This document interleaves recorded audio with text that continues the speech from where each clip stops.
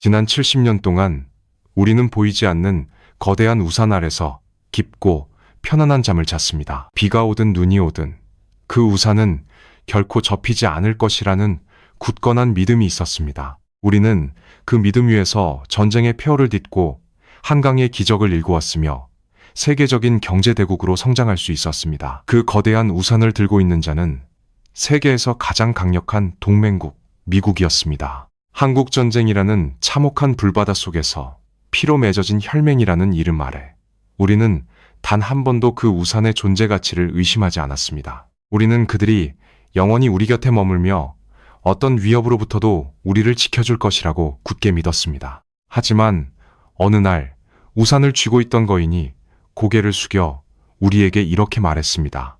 지금 밖에는 폭우가 쏟아지고 있는데 비에 젖기 싫다면 우산값을 5배로 올려내라고 말입니다. 만약 그 막대한 돈을 지불하지 않는다면 아무런 미련 없이 우산을 접고 이 땅을 떠나겠다는 차가운 경고와 함께 말입니다. 이것은 역사 소설 속의 과장된 비유가 아닙니다. 불과 몇 년 전 서울의 심장부인 청와대와 국방부의 핵심 전략가들을 전례 없는 충격과 공포로 몰아넣었던 실제 외교적 현실이었습니다. 도널드 트럼프 행정부 시절 워싱턴은 한국의 주한미군 주둔을 위한 방위비 분담금을 기존보다 무려 5배나 인상한 50억 달러라는 천문학적인 금액으로 요구했습니다. 그것은 동맹국 간의 합리적인 비용 분담을 논의하는 협상 테이블이 아니었습니다. 미군을 철수하겠다라는 치명적인 단어가 공식적인 외교 채널과 최고 권력자의 입을 통해 거리낌 없이 튀어나왔습니다. 당시 워싱턴의 셈법은 너무나도 명확하고 잔인했습니다. 그들의 냉혹한 계산기 위에서 한미동맹은 더 이상 공동의 민주주의적 가치나 피로 맺어진 형제애가 아니었습니다. 그것은 철저한 비용과 수익의 문제로 전락했고 지속적인 보호를 원한다면 그들이 제시한 일방적이고 감당하기 힘든 청구서에 조용히 서명해야만 하는 냉정한 상업적 거래로 변질되어 있었습니다. 그 결정적인 순간 한국의 엘리트들과 군사 전략가들은 수십 년간 외면해왔던 뼈아픈 지정학적 진실과 정면으로 마주해야만 했습니다.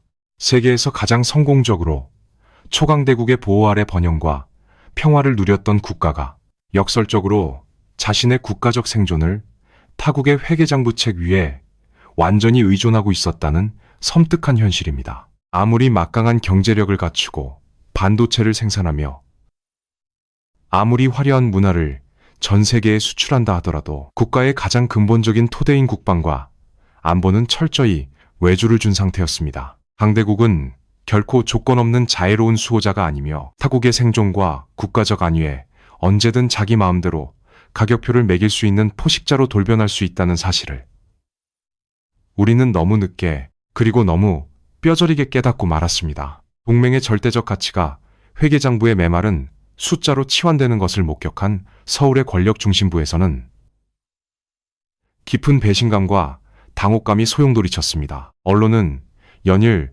주한미군 철수라는 재앙적 시나리오를 대서특필하며 사회적 위기감을 고조시켰고 평온했던 거리는 알 수 없는 불안으로 술렁였습니다. 당시 한반도를 둘러싼 지정학적 환경은 그 어느 때보다 가혹하고 위태로웠습니다. 북쪽에서는 핵탄두가 실린 대륙간 탄도미사일이 언제든 남쪽을 향해 날아올 준비를 고도화하고 있었고 바다 건너에서는 군사적으로 팽창하는 거대한 제국과 재무장하는 섬나라가 호시탐탐 한반도의 힘의 공백을 노리고 있었습니다. 이 거대한 화약고 한가운데서 유일한 생명줄이라 굳게 믿어 의심치 않았던 동맹의 끈이 근본부터 흔들리기 시작한 것입니다. 그러나 정부 내부의 흥분과 공황의 시간은 대중의 생각보다 그리 길지 않았습니다. 거대한 충격이 휩쓸고 지나간 자리에 남은 것은 차갑고 이성적인 그리고 지극히 국가 생존 본능에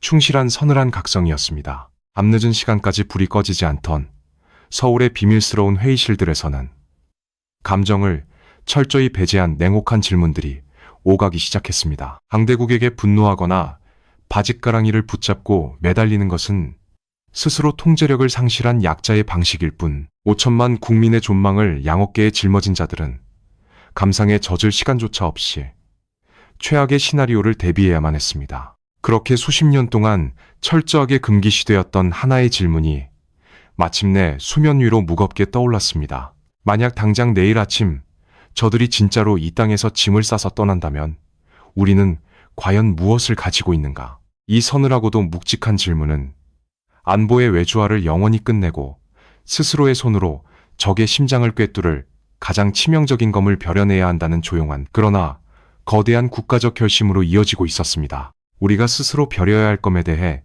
이야기하기 전에 먼저 지도를 펼쳐 우리의 현 주소를 냉정하게 직시할 필요가 있습니다.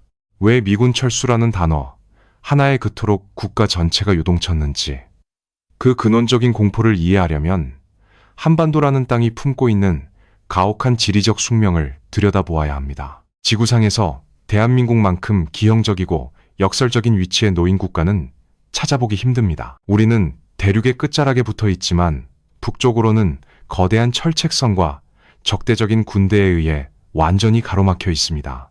육로로는 그 어떤 나라와도 교류할 수 없는 철저하게 고립된 육지 속의 외로운 섬입니다. 게다가 이 섬을 둘러싸고 있는 바다 너머의 이웃들은 하나같이 세계사에서 제국을 건설해 보았거나 현재 전 세계의 패권을 다투고 있는 거대한 군사 강대국들 뿐입니다. 대륙으로 진출하려는 해양 세력과 해양으로 팽창하려는 대륙 세력이 정면으로 충돌하는 좁고 위태로운 교차로, 그것이 바로 수천 년 동안 외세의 침략과 짓밟힘을 견뎌내야 했던 우리 민족의 비극적인 무대였습니다. 한국전쟁 이후 70년이라는 시간 동안 우리는 이 가혹한 지정학적 저주를 잠시 잊고 살았습니다. 아니, 정확히 말하자면 미국의 압도적인 해구상과 군사력이라는 환영과도 같은 보호막이 그 저주를 가려주고 있었던 것입니다. 우리는 그 보호막 안에서 세계가 경이롭게 바라보는 경제성장을 이룩했습니다.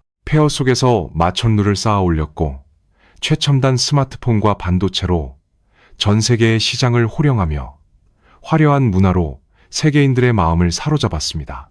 우리의 삶은 풍요로워졌고 국가의 위상은 그 어느 때보다 높아 보였습니다. 하지만 이 모든 눈부신 번영의 이면에는 매우 불편하고도 치명적인 진실이 숨겨져 있었습니다. 우리가 이룩한 거대한 부와 찬란한 문명은 튼튼한 안반 위에 지어진 것이 아니었습니다. 그것은 언제든 금이 가고 깨어질 수 있는 차입된 안보라는 얇고 위태로운 살얼음판 위에 아슬아슬하게 세워진 모래성에 불과했습니다. 우리는 우리의 힘으로 스스로를 지키고 있다고 착각했지만 실상은 국가 생존의 가장 핵심적인 권리를 타국의 선의와 정치적 계산에 완전히 위임한 상태였습니다. 안보를 아웃소싱한 대가로 얻은 달콤한 경제적 결실에 취해 우리는 차가운 얼음물 속에서 아가리를 벌리고 있는 지정학적 괴물들의 존재를 애써 외면해왔던 것입니다. 도널드 트럼프의 냉혹한 청구서는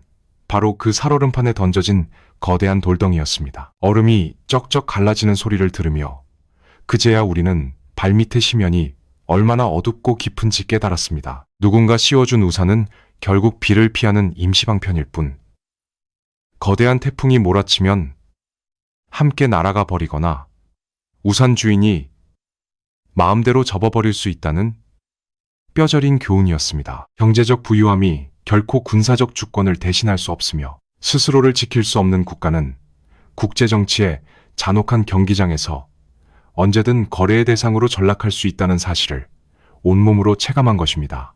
살얼음판이 깨져 차가운 심연으로 가라앉지 않기 위해 이제 서울은 중대한 결단을 내려야만 했습니다. 더 이상 누군가에게 의존하는 방패로는 부족했습니다. 우리 스스로의 힘으로 적을 베어버릴 수 있는 그 누구도 함부로 우리의 목숨값을 흥정할 수 없게 만드는 치명적이고 예리한 검이 필요했습니다. 그러나 그 검을 벼리기 위해 우리가 가장 먼저 부수어야 했던 것은 북쪽의 적이 만든 장벽이 아니었습니다. 아이러니하게도 우리의 손발을 묶고 있던 가장 크고 단단한 족쇄는 수십 년 동안 우리를 보호해 주었다고 믿었던 바로 그 동맹국의 손에 의해 굳게 채워져 있었습니다. 우리의 손발을 묶고 있던 가장 크고 단단한 족쇄. 그것의 공식적인 명칭은 한미 미사일 사거리 지침이었습니다. 1979년 자체적인 자주국방을 꿈꾸던 한국이 독자적인 탄도미사일 개발에 나서자 워싱턴은 발칵 뒤집혔습니다. 동맹국의 군사력 강화는 겉으로는 환영할 일이었지만 무대 뒤에 진짜 속내는 전혀 달랐습니다. 미국은 통제 불능의 군사력을 갖춘 한국이 북한을 선제 타격하거나 주변국을 자극하여 원치 않는 거대한 전쟁에 미국을 강제로 끌고 들어가는 상황을 그 무엇보다 두려워했습니다. 놀랍게도 그리고 뼈아프게도 완벽한 보호자라 믿었던 제국은 적국의 위협보다 동맹국의 독자적인 무장을 더 경계했던 것입니다. 그 결과 한국의 미사일은 사거리 180km, 탄두 중량 500kg이라는 철저한 한계선 안에 갇히게 되었습니다. 북한 전역은커녕 한반도의 절반도 제대로 타격할 수 없는 초라한 성능. 그것은 사실상 주권국가의 무기개발 권리를 타국이 강제로 봉인해버린 치욕적인 각서와도 같았습니다. 이후 40년이 넘는 기나긴 세월 동안 대한민국의 하늘은 온전히 우리의 것이 아니었습니다. 우주로 향하는 로켓도, 적의 심장부를 정밀하게 도려낼 강력한 타격수단도 모두 이 족쇄에 묶여 허공을 맴돌아야만 했습니다. 우리는 아무리 뛰어난 기술력과 막강한 자본을 가지고 있어도 동맹의 허락 없이는 적을 칠 수 있는 온전한 무기를 만들 수 없는 반쪽짜리 군대에 불과했던 것입니다. 이것은 주권 국가로서 감내하기 힘든 굴욕이었지만 미국의 해구산이라는 달콤한 보호막 아래서 우리는 애써 그 수치심을 억눌러야만 했습니다. 그러나 도널드 트럼프 행정부의 가혹한 방위비, 청구서와 주한미군 철수 협박은 역설적으로 40년 된 족쇄에 가장 약한 고리를 끊어낼 절호의 명분과 동력을 제공했습니다. 안보의 대가를 노골적으로 요구하며 동맹의 근간을 흔드는 미국을 향해 서울의 외교관들과 국방전략가들은 대단히 정교하고 집요한 역공을 펼치기 시작했습니다. 그들의 논리는 차갑고 빈틈이 없었습니다. 주한미군의 부담을 줄이고 동맹의 비용을 절감하길 원한다면 한국이 스스로를 방어할 수 있도록 묶어둔 손발을 풀어달라는 것이었습니다. 북한의 핵무력 고도화라는 현실적인 공포를 가장 강력한 지렛대 삼아 한국은 워싱턴을 끈질기게 압박하고 설득해 나갔습니다. 그것은 피말리는 외교적 줄다리기이자 동맹의 그늘 속에서 조용히 이빨을 드러내는 지극히 현실주의적인 생존 투쟁이었습니다. 적이 핵실험을 하고 대륙간 탄도미사일을 쏘아 올릴 때마다 서울은 단순히 공포에 떨며 추가적인 보호를 구걸하지 않았습니다. 오히려 그 위기를 기회로 삼아 워싱턴으로 날아가 족쇄를 조금씩, 그러나 확실하게 느슨하게 만들었습니다. 2001년, 2012년, 2017년을 거치며 사거리와 탄두 중량의 제한이 마치 양파 껍질을 벗기듯 하나씩 해제되었습니다. 외교적 마찰을 최소화하면서도 국가의 군사적 한계선을 끊임없이 밀어올린 실로 소리 없는 전쟁이었습니다. 그리고 마침내 2021년 한국의 끈질긴 물밑 작업과 전략적 자율성을 요구하는 시대적 흐름이 맞물리면서 우리의 하늘을 가로막고 있던 한미 미사일 지침은 역사의 뒤안길로 영원히 사라지게 되었습니다. 무려 42년 만에 얻어낸 완전한 미사일 주권의 회복이었습니다. 이것은 단순한 외교적 승리나 선언적 의미의 종식이 아니었습니다. 강대국의 철저한 통제 아래 숨죽이고 있던 국가가 스스로의 운명을 개척하고 적을 괴멸시킬 수 있는 절대적인 전략적 공간을 마침내 확보했음을 알리는 거대한 신호탄이었습니다. 워싱턴이 안도감 반, 우려 반의 복잡한 시선으로 마지막 족쇄를 풀어준 그 순간 그들은 아마 상상조차 하지 못했을 것입니다. 하늘의 제한이 완전히 사라졌다는 낭보가 전해지자마자 칠흑 같은 어둠 속에 숨겨져 있던 한국 국방과학연구소의 가장 깊고 은밀한 금고 속에서 어떤 끔찍하고 거대한 괴물들의 설계도가 일제히 쏟아져 나오기 시작했는지를 말입니다. 수십 년의 굴욕을 먹고 자라난 그 피에 굶주린 강철의 괴물들은 이제 봉인이 풀린 하늘을 향해 고개를 쳐들 준비를 마친 상태였습니다. 하늘을 가로막던 마지막 족쇄가 풀려난 직후 대한민국 국방부는 마침내 오랫동안 깊은 어둠 속에 감춰왔던 발톱을 세상에 드러냈습니다.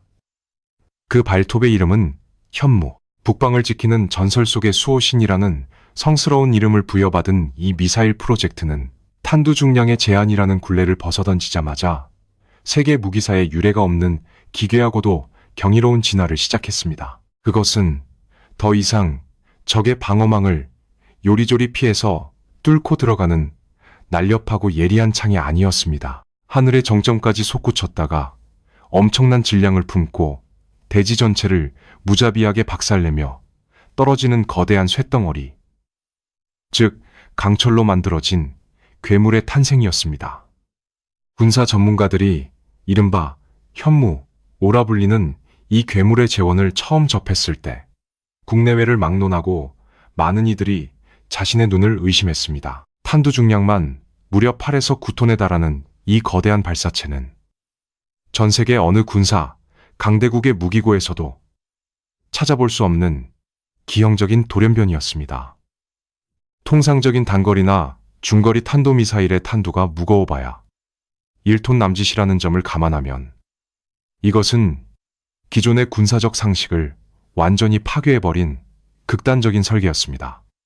그렇다면 한국의 군사 전략가들은 이토록 비정상적으로 무거운, 심지어 발사체 자체의 심형마저 위태로울 수 있는 초중량 탄두에 집착했던 것일까요? 그 차가운 해답은 바로 우리의 주적인 북한 지도부가 숨어있는 지형적 특성에 있습니다. 북한의 최고 권력자와 그들의 핵심 군사시설, 특히 핵무기 통제구역들은 미국의 압도적인 항공융단 폭격을 피하기 위해 수백 미터 깊이에 단단한 화강암 안반 아래 지하 깊숙한 곳에 거미줄처럼 은밀하게 숨겨져 있습니다. 그 견고한 지하 요새를 지상에서 파괴하기 위해서는 폭격이 터지는 화학적 폭발력만으로는 턱없이 부족합니다. 타격 지점에 집안 전체를 붕괴시킬 수 있는 압도적인 물리적 질량이 만들어내는 가공할 만한 운동에너지가 절대적으로 필요했던 것입니다. 대기권 밖으로 높이 솟구쳤다가 음속의 10배가 넘는 무서운 속도로 지상을 향해 내리꽂히는 9톤짜리 강철 기둥을 상상해 보십시오. 현무, 5가지면의 격도라는 그 순간, 그것은 지상 구조물을 날려버리는 단순한 폭발이 아니라 끔찍한 인공지진을 일으킵니다.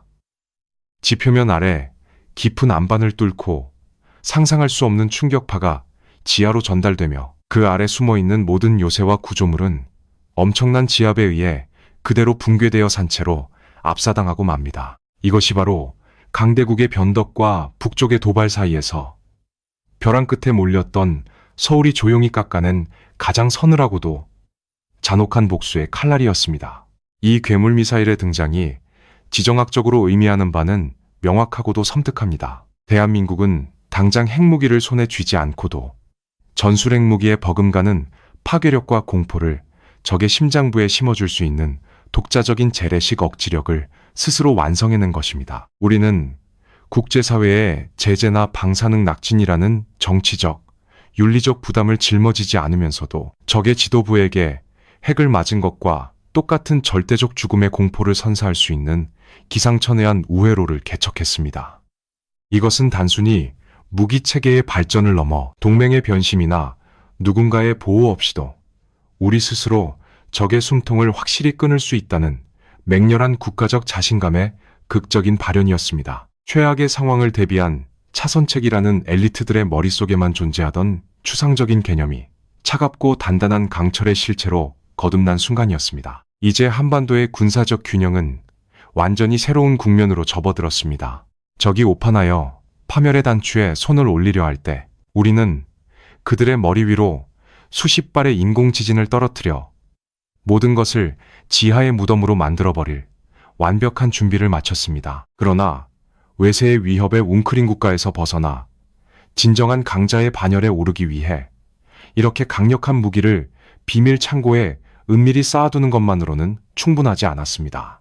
우리가 더 이상 강대국들의 틈바구니에서 눈치를 보는 무력한 약소국이 아님을 증명하기 위해서는 한반도라는 좁은 무대를 넘어 전 세계를 상대로 우리의 군사적 영향력을 펼쳐보일 더 거대한 체스판이 필요했습니다. 현무라는 파괴적인 괴물을 탄생시키며 한반도 내부의 군사 억지력을 다진 대한민국은 이제 시선을 받아 건너더 넓은 세계로 돌리기 시작했습니다. 무기란 본디 창고의 깊은 어둠 속에 조용히 쌓여 있을 때보다 절박한 손에 쥐어져 실제로 불을 뿜어낼 때 진정한 전략적 가치를 발휘하는 법입니다. 그리고 역사의 우연인지 필연인지 지구 반대편 동유럽의 평원에서 과거 제국의 부활을 꿈꾸는 러시아의 전차가 국경을 무단으로 넘는 순간 전 세계는 심각한 무기 부족이라는 전례 없는 안보 공백 상태에 빠졌습니다.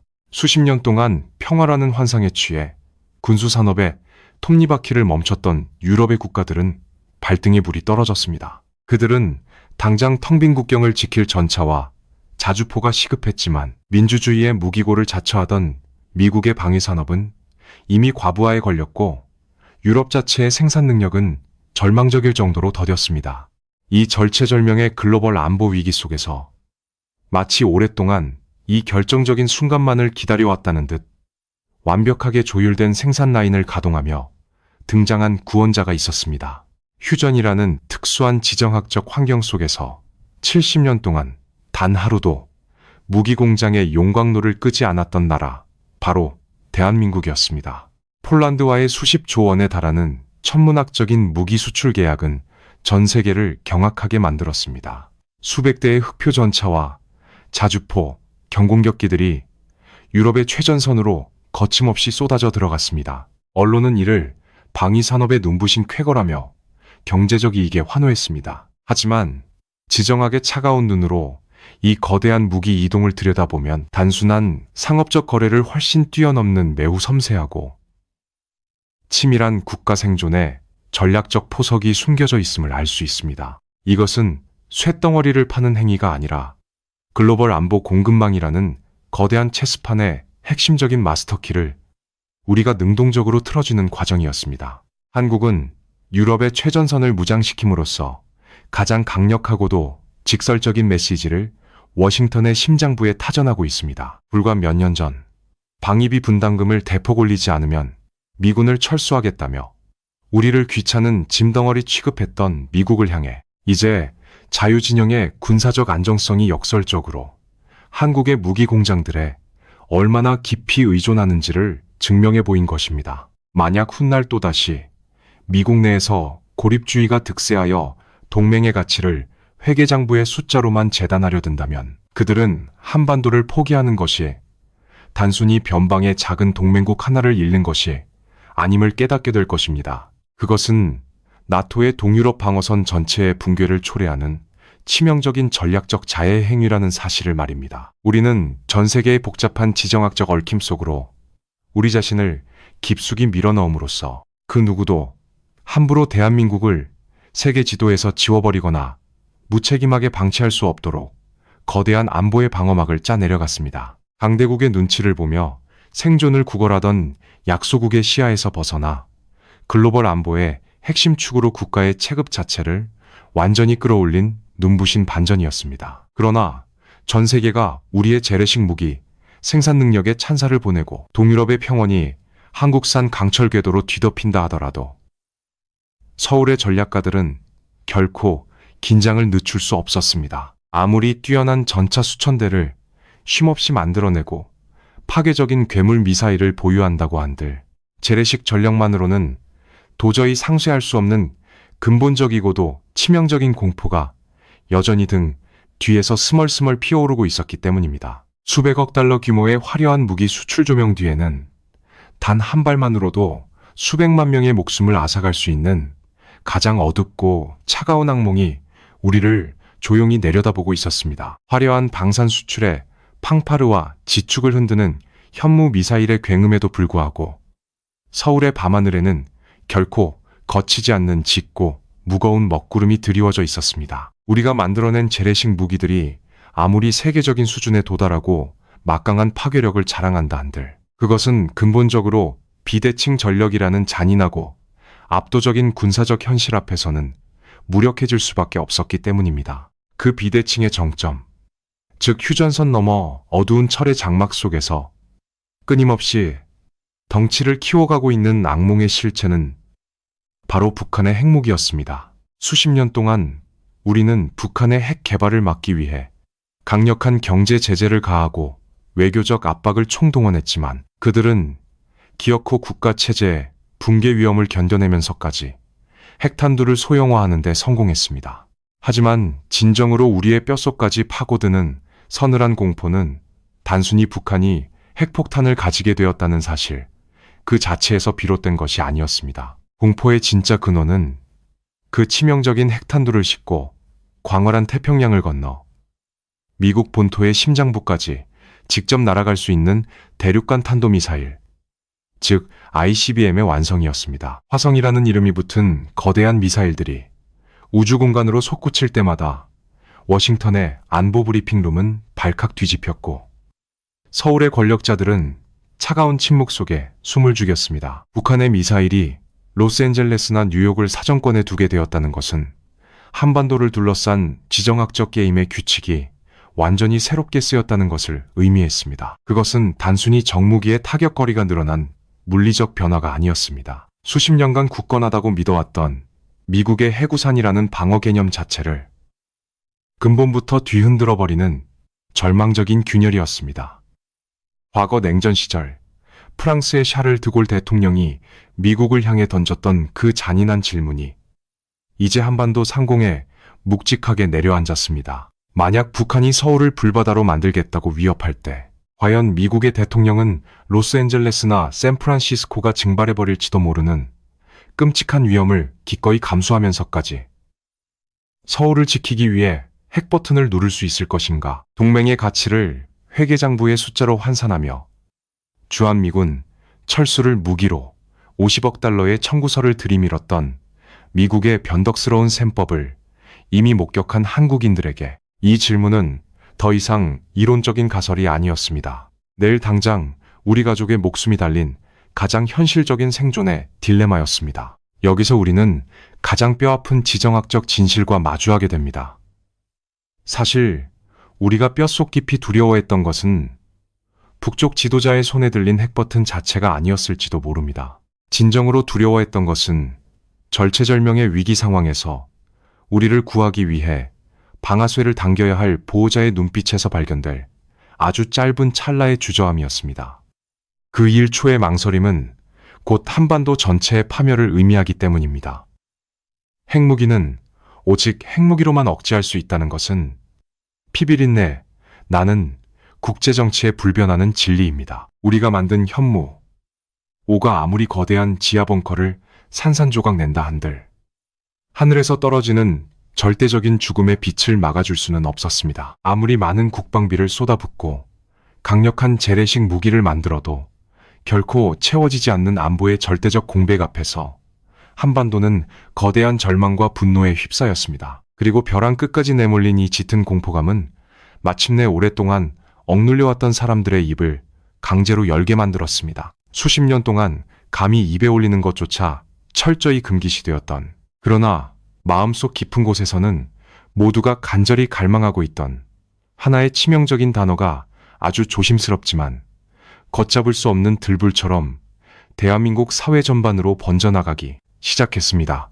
수십 년 동안 대한민국 사회에서 자체 핵무장이라는 단어는 정치권과 학계에서 철저하게 봉인된 절대적인 금기어였습니다. 국제사회의 핵확산 금지 조약 체제에 정면으로 도전하는 이 위험한 발상은 곧바로 가혹한 경제 제재와 외교적 고립을 의미했기 때문입니다. 무역과 수출로 먹고 사는 나라에서 그것은 곧 국가적인 경제자살 행위와 다름없다는 뼈아픈 현실 인식이 존재했습니다.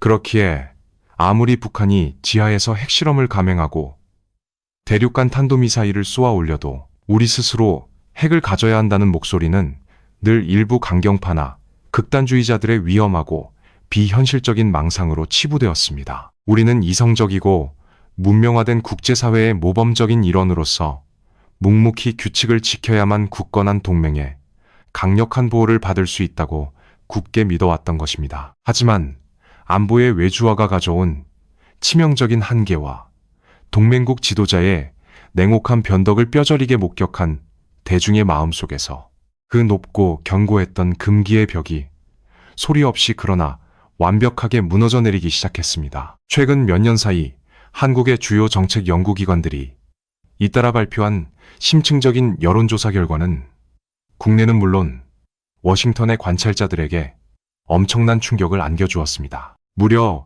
70%가 넘는 압도적인 다수의 대한민국 국민이 독자적인 핵무기 개발에 찬성한다는 놀라운 수치가 공식적으로 확인된 것입니다. 이것은 단순한 통계적 오차나 위기 상황에서의 일시적인 감정적 분노가 아니었습니다. 보수와 진보라는 해묵은 진영 논리를 넘어서고 전쟁을 겪은 노년층부터 평화로운 시대를 살아온 청년 세대까지 모두 초월하여 거대한 국민적 공감대가 형성되고 있다는 뚜렷하고도 무서운 징후였습니다. 한국인들은 국제사회의 제재로 인한 경제적 고통과 가난의 두려움보다 어느 날 갑자기 동맹에게 버림받아 아무런 방어막 없이 맨몸으로 적의 핵미사일을 마주해야 한다는 국가 멸망의 공포를 훨씬 더 크고 절박하게 느끼기 시작한 것입니다. 살아남기 위해서는 국제적인 체면도, 강대국들이 만든 규칙도, 심지어 경제적인 번영조차도 담보로 내놓을 수 있다는 지극히 원초적이고 강력한 민족적 생존 본능의 폭발이었습니다. 대중의 이 거대한 분노와 불안감은 곧바로 가장 보수적이고 신중해야 할 정치권과 군사 엘리트들의 태도마저 완전히 바꿔놓았습니다. 과거라면 밀실에서나 조심스럽게 오가던 공포의 균형이라는 단어가 이제는 국회 본회의장의 단상과 주요 언론의 텔레비전 토론 프로그램에서 공공연하게 울려 퍼졌습니다. 전직 군 수뇌부들과 유력한 정치인들은 단순히 미국의 전술핵을 다시 한반도에 들여오는 것을 넘어서야 한다고 주장했습니다. 국가의 존망이 걸린 최악의 위기 상황이 도래한다면 한국이 주권국가의 권리로서 국제조약의 비상조항을 발동해 전격적으로 조약을 탈퇴하고 스스로 핵무장을 결행하는 극단적인 시나리오를 공식적인 최후의 보루로 테이블 위에 올려두어야 한다고 목소리를 높인 것입니다. 이 폭발적인 여론의 분출과 지식인들의 동조는 단순히 북한의 권력자를 향한 경고 메시지가 아니었습니다.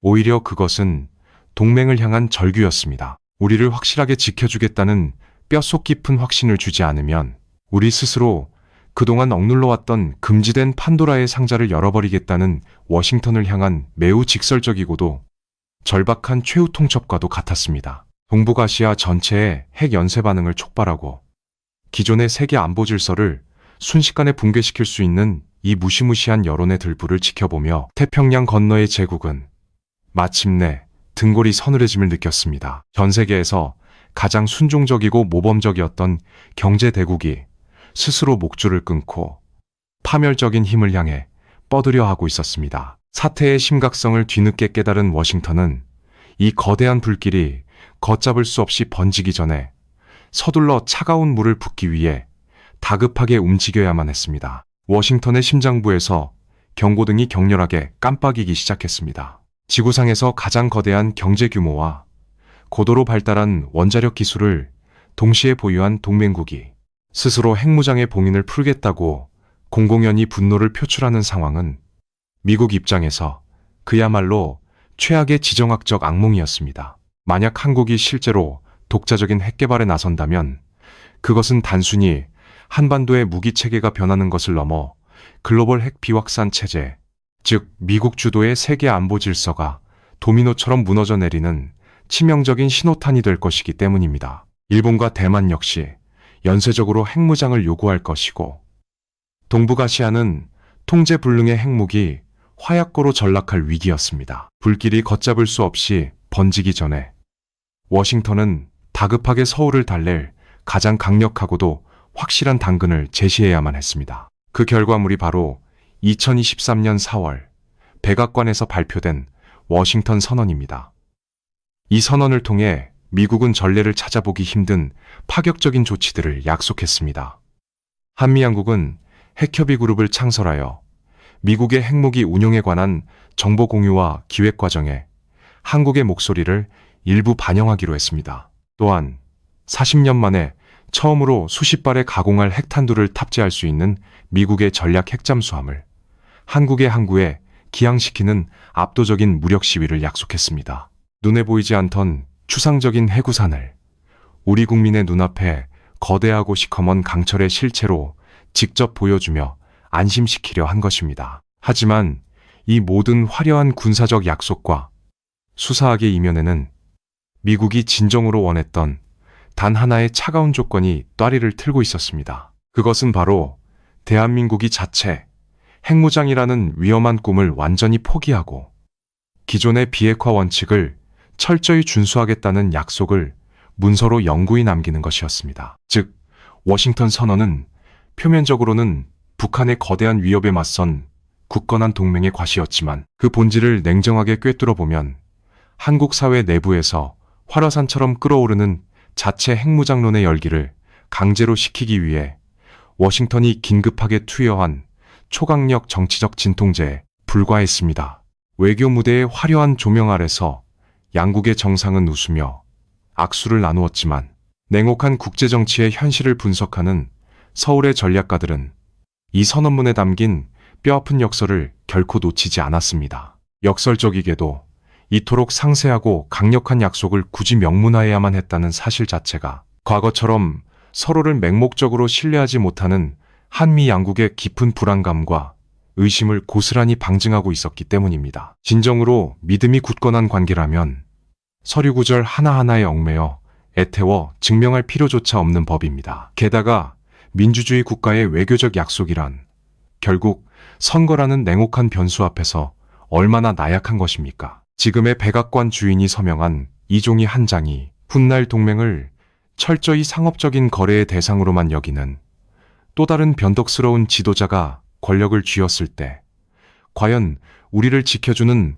완벽한 방탄조끼가 될 수 있을 것인가? 그 서늘한 질문에 자신 있게 고개를 끄덕일 수 있는 한국인은 이제 많지 않았습니다. 워싱턴 선언이라는 화려한 진통제는 당장 눈앞에 걷잡을 수 없는 불안과 공포를 일시적으로 잠재우는 데는 성공했습니다. 하지만 약효는 영원할 수 없고 국가의 생존을 위협하는 근본적인 병의 원인은 여전히 한반도 상공을 어둡게 배회하고 있습니다. 미국이 언제든 자국의 이익을 위해 변심할 수 있다는 뼈저린 교훈을 이미 뇌리에 각인해버린 한국인들은 백악관 앞에서의 화려한 약속에 취해 70년 전에 그 순진하고 무방비한 잠자리로 다시 돌아가지 않았습니다.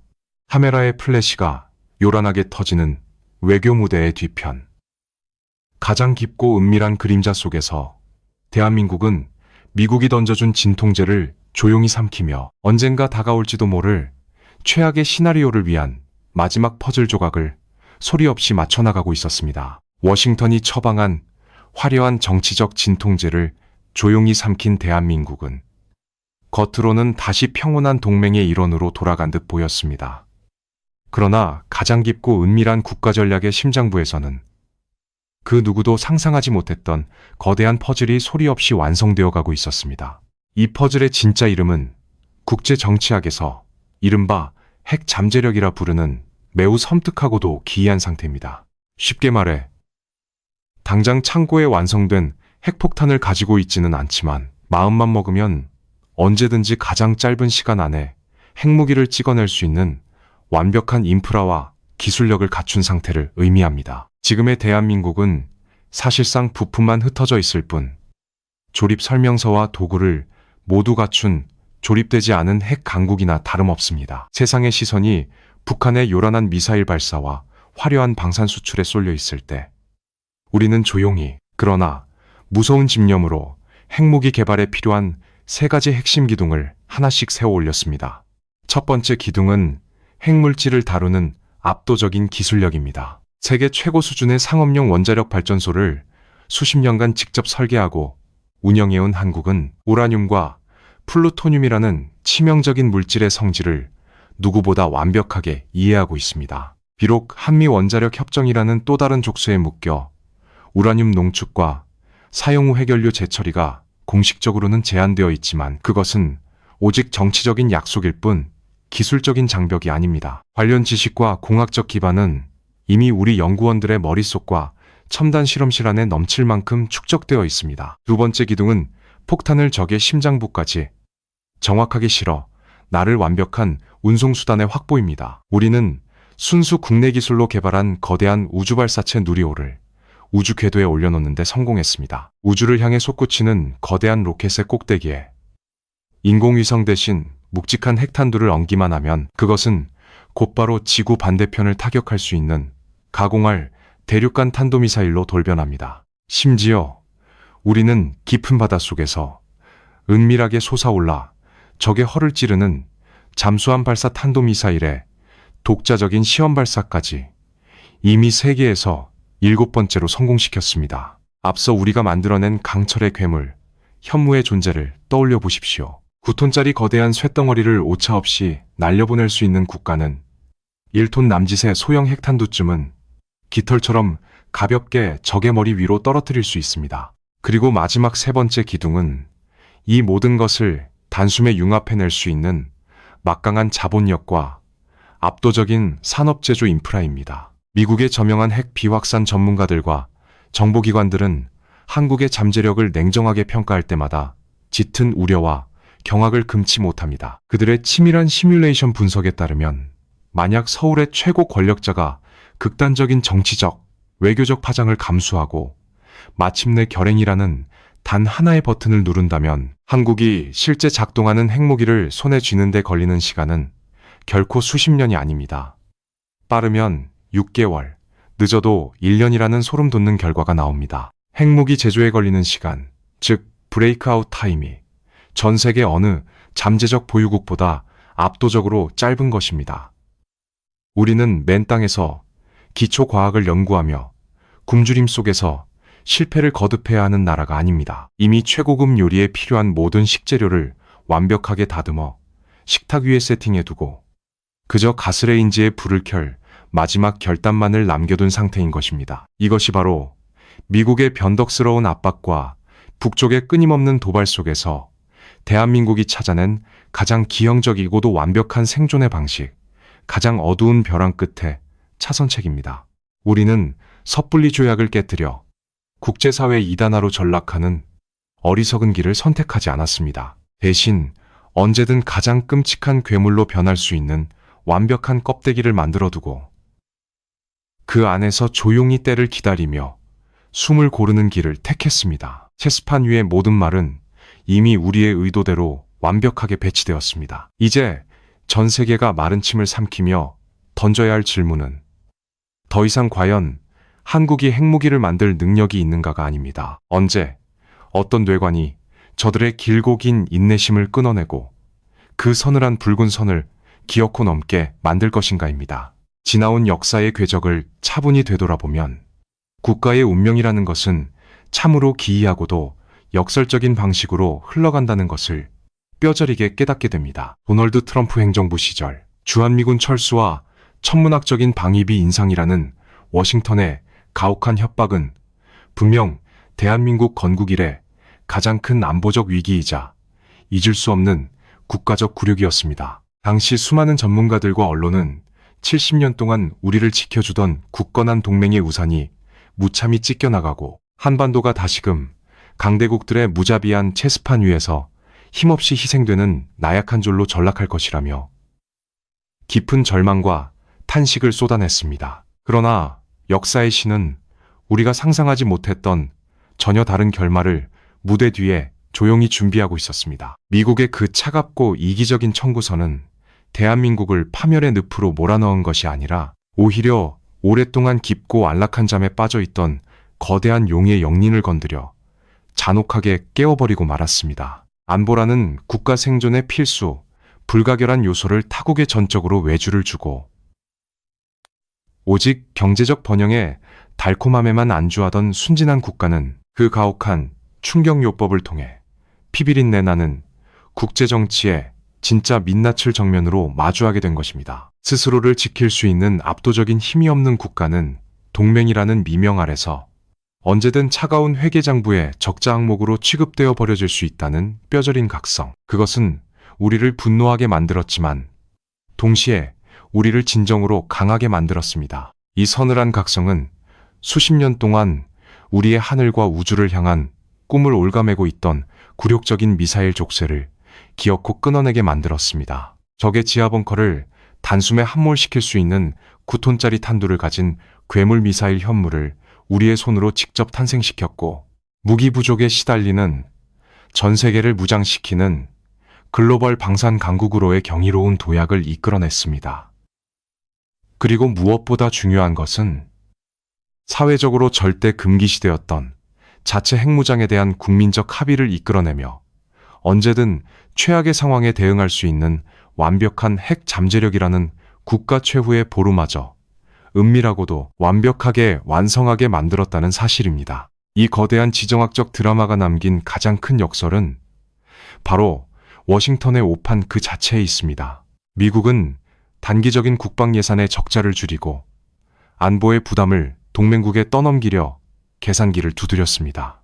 하지만 그 얄팍한 계산의 대가로 그들은 지난 70년 동안 미국의 세계 전략에 가장 맹목적으로 순종하고 헌신했던 가장 다루기 쉬운 모범적인 동맹국을 영원히 잃어버리고 말았습니다. 맹목적인 믿음이 산산조각 난자리에 차갑고 냉혹한 생존 본능을 가득 채워 넣은 한국은 이제 미국의 이익이 아니라 오직 대한민국의 국가적 이익과 생존만을 최우선으로 계산하는 완전히 새로운 형태의 전략적 자율성을 획득한 묵직한 강대국으로 거듭난 것입니다. 시대의 판도는 이미 돌이킬 수 없이 변하고 있습니다. 과거의 영광을 호령하던 제국의 힘은 예전 같지 않고 팍스 아메리카나의 거대한 우산은 곳곳에서 틈이 벌어지며 거센 비바람을 온전히 막아내지 못하고 있습니다. 한반도를 둘러싼 지정학적 파도는 앞으로 더욱 높고 거칠게 우릴 덮쳐올 것입니다.